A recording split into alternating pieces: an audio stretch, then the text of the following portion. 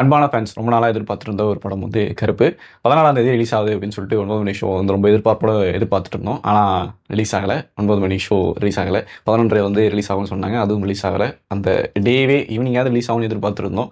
அப்படியும் நடக்கலை.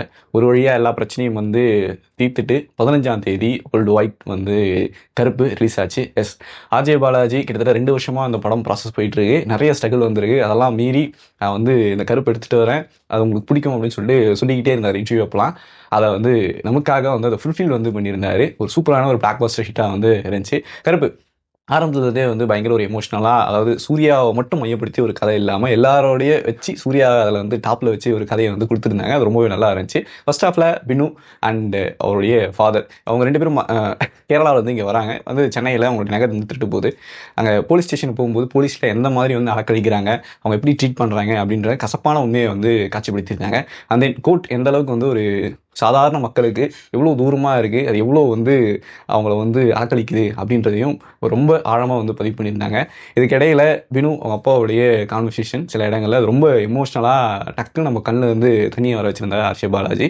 இதெல்லாம் வந்து ஒரு பக்கம் போயிட்டு இருக்கும்போது பேபிக்கு என்னன்னா வந்து ஆர்ஜே பாலாஜி செம்மையாக வந்து பண்ணிட்டு இருந்தார்.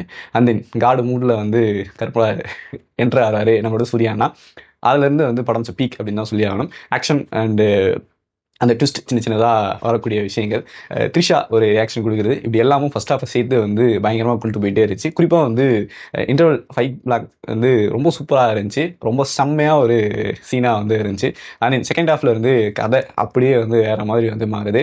கருப்பு காடு மூடில் வந்து சேஞ்ச் ஆகி நிறைய விஷயங்களை வந்து பண்ணுறாரு. அது ரொம்ப இன்ட்ரெஸ்டிங்காக, ரொம்ப லாஜிக்கலாக ஓகே செம்மையாக இருக்குல்ல அப்படின்னு சொல்லிட்டு கதையோடு வந்து போயிட்டே இருந்தது வந்து ரொம்ப நல்லா இருந்துச்சு. அண்ட் ஒரு சில இடங்கள் வந்து சின்ன ஒரு லேக் இருந்தாலும் அதெல்லாம் வந்து காம்ப்ரமைஸ் பண்ணி அப்படியே வந்து காமெடி, ஒரு நல்ல ஒரு ஆக்ஷன். ஓகே அடுத்ததான் என்ன நடக்க போது ஒரு இன்ட்ரெஸ்டிங்காக வந்து நம்மளை வந்து மூவ் ஆன் பண்ண வச்சுக்கிட்டே இருந்தாங்க. அது ரொம்ப நல்லா இருந்துச்சு. அண்ட் தென் நம்மளுடைய அண்ணன் சூர்யா அவர்கள் நடிப்பு நாயகன் அதாவது கருப்புசாமியாக வந்து பயங்கர பட்டையை கிளப்பியிருந்தார்.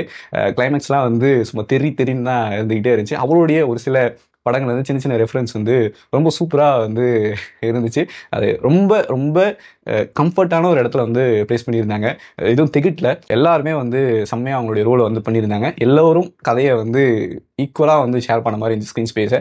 அண்ட் தென் ஆரம்பத்துலேருந்து எண்டு வரையும் ஒருத்தர் வந்து பயங்கர எனர்ஜெட்டிக்காக நமக்கு வந்து கொடுத்துக்கிட்டே இருந்தது சாய் அபியங்கர். இசையமைப்பாளராக வந்து அவருடைய வேலையை வந்து ரொம்ப ஃபுல்ஃபில்லாக வந்து பண்ணியிருந்தார்.